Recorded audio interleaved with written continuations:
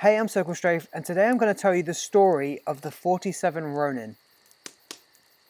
The 47 Ronin is one of Japan's most famous stories. It's a tale of loyalty, honor, and it's a tale of sacrifice. This is going to be the whole story in this one video, so let's get started. So, our tale begins with misunderstanding and dishonor. There's a feudal lord named Asano Naganori, and he's selected for a special task by the shogun. The shogun chooses Asano to entertain some emissaries from the imperial family.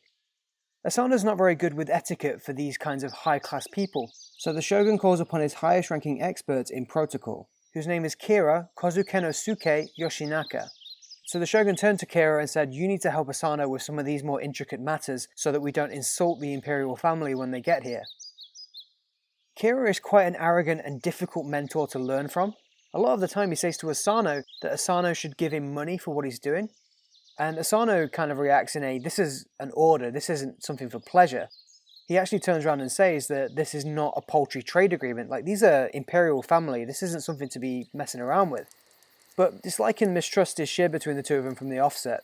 Asano doesn't like the way that Kira does things, and Kira doesn't really respect Asano very much. Kira goes out of his way to embarrass Asano as much as possible, and Asano actually deals with it in a very respectable and very peaceful way. However, eventually the conflict comes to an unfortunate edge, and in the worst possible place it could happen, which is the shogun's palace. Kira insults Asano so greatly, much greater than he normally does, that Asano actually pulls out his sword and slashes at Kira, wounding him. Asano is immediately placed in confinement. The issue is that attacking a man in anger is strictly illegal, but doing so in the shogun's palace is almost unthinkable. Asano is interrogated intensely by inspector generals and denies none of the charges against him. He admits to everything. He says that he bears no ill will towards the shogun, but merely that he wishes he had managed to kill Kira for his grave insults. After the generals complete their interrogations on the matter, the shogun immediately passes down the death sentence on Asano. The shogun orders seppuku, which is a ritualistic sacrifice, with the stinging blow that no action will actually be taken against Kira for insulting a feudal lord. One of the investigators that was investigating the actual crime speaks out on the verdict and suggests that Kira must also be punished. He doesn't disagree that Asano shouldn't be punished. He disagrees that Kira should be punished. The shogun demotes the investigator for his words and shames him into silence. Asano is brought before the shogun and he's handed a knife. He kills himself without hesitation and with great honor. The shogun then orders that Asano's 50,000 koku of land in Harima is to be confiscated. Asano's brother Daigaku is also to be placed under house arrest for his brother's crimes. The news of the unfortunate punishment soon reaches Asano's castle. His loyal samurai are angry beyond measure. They're furious, and they debate greatly over how to respond to this insult against their master. Some of the men favor to simply disperse as Ronin. They would leave the samurai life behind and start fresh.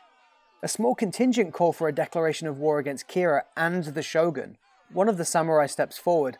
His name is Oishi Kurenasuke, and he tells the group that they should, in essence, do both of these things at the same time.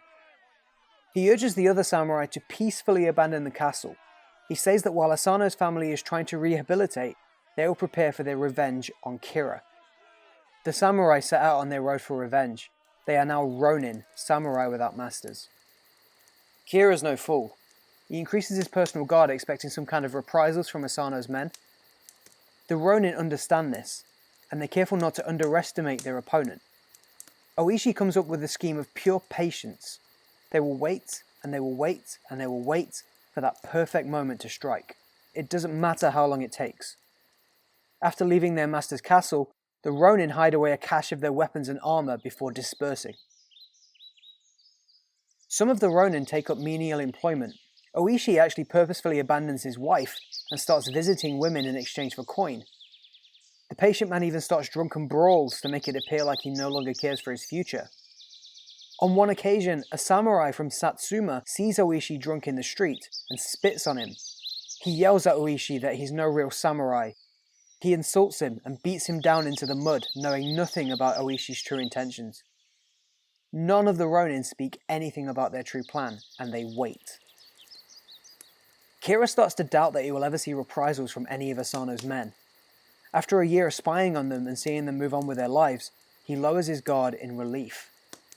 And with this act of relaxation, the Ronin finally have their opportunity. 47 of Asano's former samurai gather on a cold, snowy December night. They go back to their cache of weapons and armour and don themselves in their samurai garb. Once they're ready, they set off immediately for Kira's mansion. Their tactic is to divide and conquer. Their group will split into two. One of them will enter through the rear of the complex, attacking with stealth, and the other will attack the front gate, drawing fire and attention. The rear attack hits first, and while distracted, Kira's men are heavily disadvantaged. The Ronin at the front gate use mallets to tear the gate down and eventually join the fray. The 47 Ronin completely destroy Kira's men, and only one of their number dies during the fight. They then look for Kira in his mansion. Kira is eventually found hiding in an outhouse and he's fearful for his life. He is shaking with cowardice. Oishi offers the man the chance to commit seppuku honorably, like their master was offered by the shogun. He even holds out the same knife that Asano used to kill himself with, but Kira makes no reply or gesture to take the knife that's offered to him. Angered, Oishi with one strike slices Kira's head from his body. The head is placed in a bucket and carried to Senkakuji, the burial place of Asano.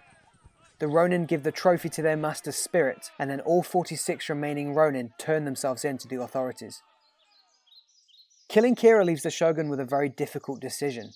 The problem with the assassination is that the samurai actually kept their legally obliged honor to seek retribution. Compounded by this, ordering Asano to commit suicide without any action against Kira was not a popular decision for the shogun. It wasn't just the singular investigator that had issues with the shogun letting Kira off lightly. The shogun decides that the Ronin must all commit seppuku, an honourable opportunity at death like their master. The 46 remaining Ronin are split up under guard by 4 different feudal lords. All of the Ronin honour their death sentence happily and die on their knives. After the mass suicides, their remains were brought together to be buried with their master. Later on, it is said that the samurai from Satsuma that once spat upon Oishi, beat him down and shamed him as he lay drunk in the street, came to the temple of the burial. Once there, he himself committed suicide to atone for his wrongful and dishonourable insults.